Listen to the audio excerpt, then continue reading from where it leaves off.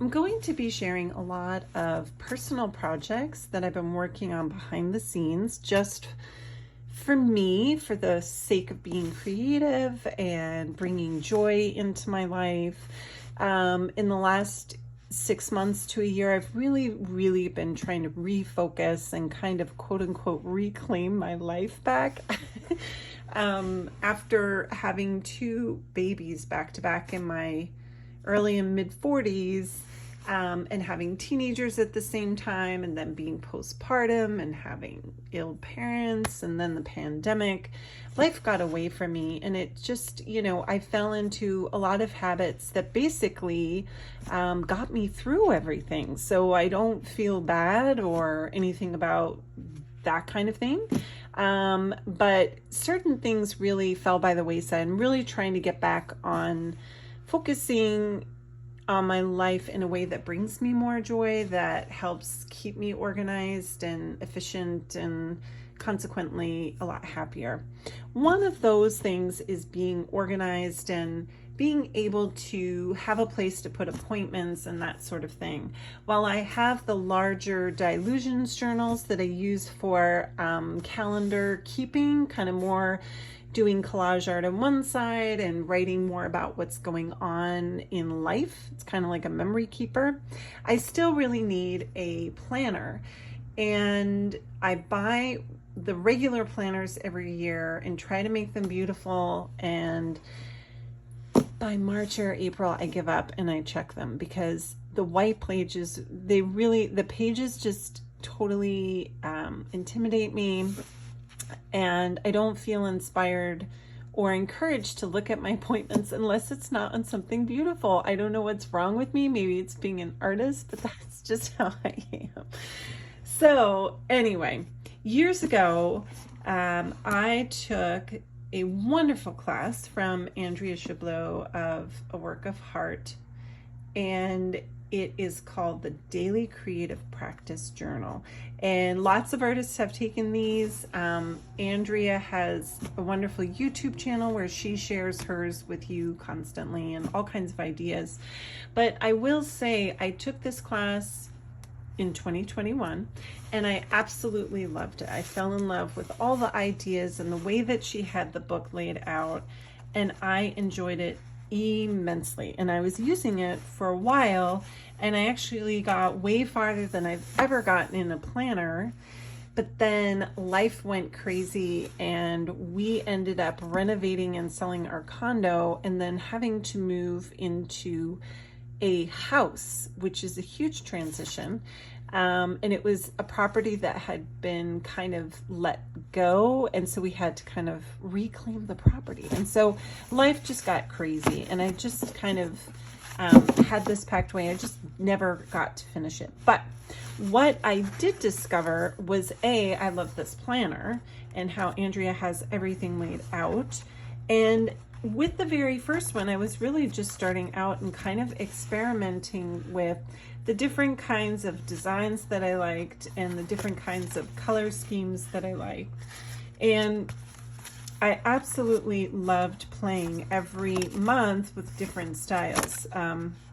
She gives you all kinds of ideas for playing around, adding things like cards that you might get, or just different layouts. And so literally every month looks different. No month looks the same.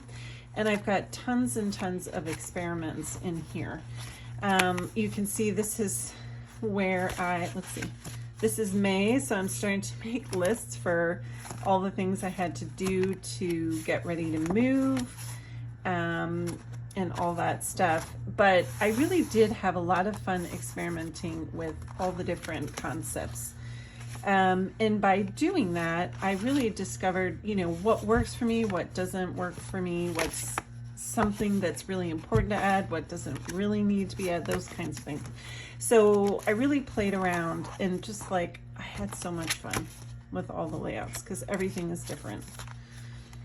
And it was a great way to experiment and see what I love, what works for me. So I never bound it. So I use these Dina Wakley journal bands to just kind of hold them together. And then I'm hoping this year I will bind my new one, 2023. And of course, you know, it starts in March because in January I bought a planner and it didn't work and I threw it out by March. So it's like, I really need something. So this journal had been calling at me for like over the last 2 years. I just take it out and I like fondle it and look at all the colors, and it just brings me so much joy. It really was one of my favorite classes that I've ever taken. So I made a new one for me. Mine is definitely going to be creative, but it's definitely more of a planner because that's really what I need. And one thing that I did that worked well for me is to keep a more muted color palette. So what I decided to do, instead of making it so different each month, is I had a continuous color story, but then each month I added just like a little hint of a different color. So I had some variety, but some continuity throughout it, because I realized that is less intimidating to me, and having a little bit more of a formula is just makes everything so much easier. I also worked, instead of 1 month at a time, a lot of artists, when you see people sharing about this journal, which there's some really great artists who are using this as well, people tend to do it 1 month at a time. But because I have so much going on in my personal life that are months ahead of time, schedules with the kids, events, concerts, I'm trying to get back into going to concerts more often, or like new releases or classes, those kinds of things, they get scheduled months in advance. And I didn't want to put off adding those to my planner. So I'm doing 3 months at a time because that's usually as far as ahead that I will plan something. So I did March, April, and May. And again, I kind of kept to a very simple pattern and format. You know, I left some points in the back for goals and things that I want to focus on. And eventually, you know, I look forward to binding it. So I'm really hoping that everything will kind of speak to each other as I go. So I'll kind of play around with making the backs kind of go with the fronts of the next month, so it has a really good flow. And again, the layout for the most part is the same. What I might switch up again are the colors or the font, that kind of stuff. But at least if I have some of the basics in there, I can kind of work from there. So today is the 29th of March, so I'm almost ready to start using April's. And then another thing that I did was I started realizing that I love making paper dolls. I make them all the time, and I can't possibly use them enough. So I decided to start just putting them in these journals, or ones that I love that are kind of treasured to me that I don't want to use on anything. It only just recently occurred to me to just photocopy them. And so I actually photocopy them onto label paper because I have all these extra labels from doing mailings for my stencil business. So I am going through my paper doll stash and getting started with putting some of those on the fronts of the journal. So I don't even have to think like, what do I want to do this month? You know, I've got some things started that will get me inspired to work within the confines of the cover. It'll just be like a starting point, a jumping point.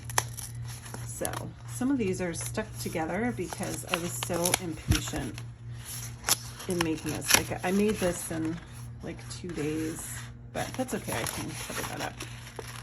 I really can be a very impatient person. Okay, so I'm not going to dig at that one. But just so you can see some of the different colors that I used, I did some gold, I did some pinks and some greens. But having the same color story makes it a little bit easier and less intimidating. So I can be creative, but I don't have to worry too much. And I definitely use some of my stencils on here too, which make things easy because I'm thinking. So I love this kind of imagery as well. But just some ways that I made it kind of personal to me.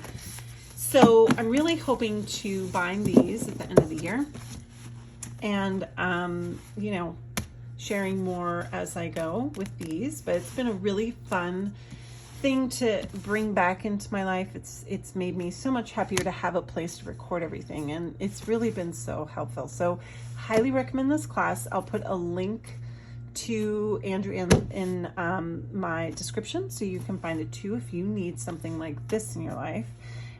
You can find it there.